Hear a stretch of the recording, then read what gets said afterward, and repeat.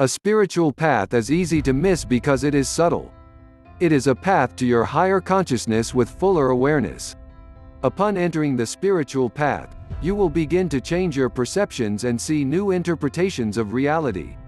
You will learn to heal yourself from the conditioning of childhood, societal mores and traditional thinking. You move from being unaware to becoming an empowered, conscious, loving, holistic, and fully functioning person. You will start to understand the mysteries of life. As your awareness expands, you will realize there is only one of you. Who you are expands to include all the parts of your life. Knowing and feeling connected to this full self unfolds in stages, as there are degrees of truth along the way to full truth. It is a continual process of exploring yourself and others, participating in relationships and groups, and learning from experiences of your inner self. How do you start your spiritual journey?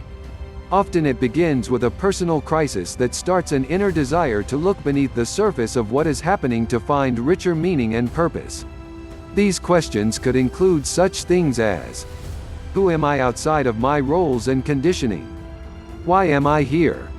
What would give my life more meaning and purpose? Why do these things happen to me? How can I help myself? Why do I worry about what my family and friends think? How can I heal my dysfunctional thoughts, feelings and behaviors? How can I change my life so that I like my life? These questions and many others need answering. This will then cause you to move into a deeper quest for life. Life is always answering your inner questions by bringing you answers and new experiences. These experiences may come to you through books or religious teachings, or by listening and learning as you grow. However, you have to be ready to see, feel and hear the insights. Sometimes it is not even a conscious thought that begins the journey. It might be that you are having problems, or you have a habit that needs changing, or a relationship that is not working. At what point would you want to enter a therapy group, a counseling group, or a family therapy group to help improve your situation? Many of these types of groups can open the doors to a deeper search. You may respond because you have had too much pain and suffering after a catastrophic event like an illness, divorce, loss of a job or a death of a family member. These experiences force you often to look for answers. This is because you become confused, hurt or angry.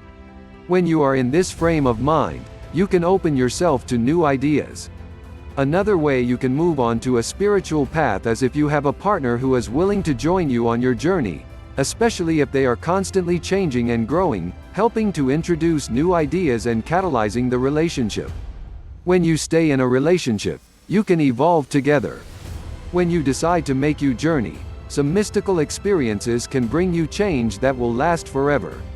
This is an expansion of consciousness, greater than everyday life. This is where you can lift the veil of non-understanding. Once you have made the changes, you will make an instant change in your life. You will release all your fears and start to understand that love is the underlying principle of the universe. You can change your life forever. The circle and the spiral of life. Let us now look at two different people. One is living a normal life and one is starting their spiritual journey. For clarity, let us call her Susan, and let us say that Susan lives her life in a line that goes from point A to point B. Eventually this makes a circle from birth to death. Susan is born into a family that would expect her to follow the family's example. This includes family values and beliefs that have been handed down from one generation to the next. Therefore, Susan stays within the comfort of her conditioning. If Susan decides to move out from the family footsteps, it would probably be in reaction to extreme situations.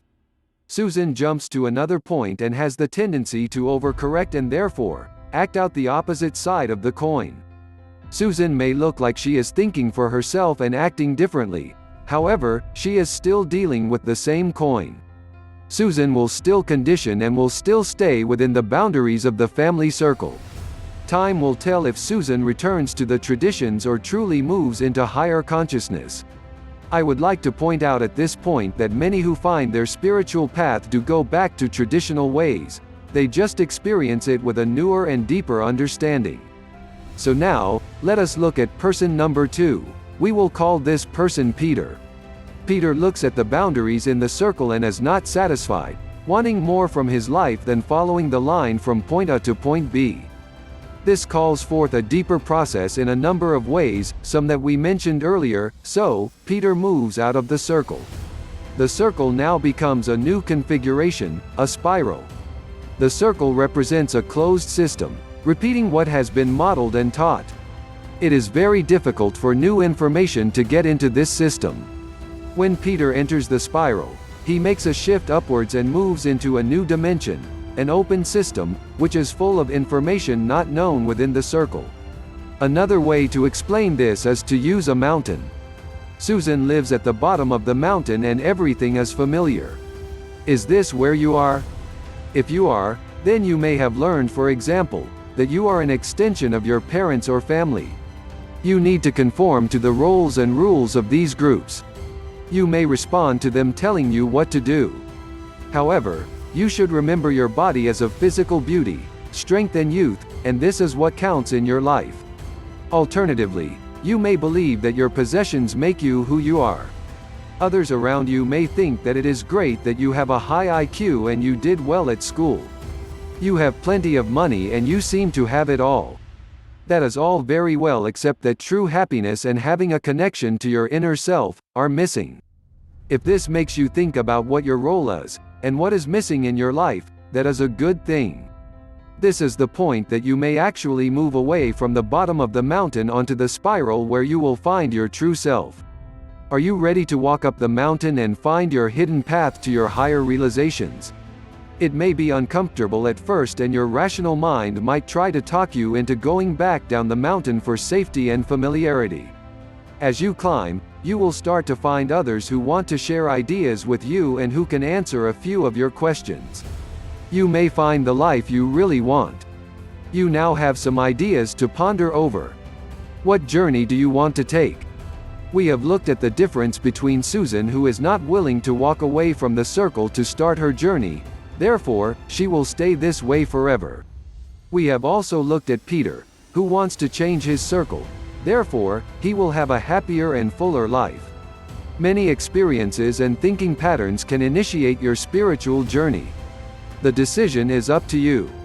Do you want a higher awareness, or do you want to live a life where you are blind to what you can really become?